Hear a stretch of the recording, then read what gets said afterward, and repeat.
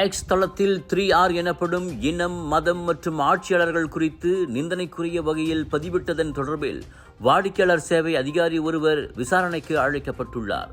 மலேசிய தொடர்பு பல்லூடக ஆணையமான MCMC அதனை உறுதிப்படுத்தியது.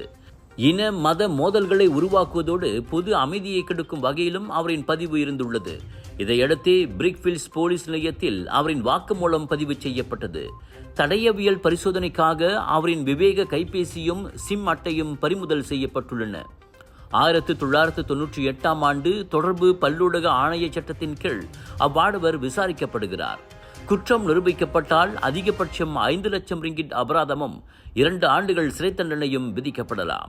விலையோ மலிவு, செலவோ குறைவு, தரமோ உயர்வு, மனமோ நிறைவு.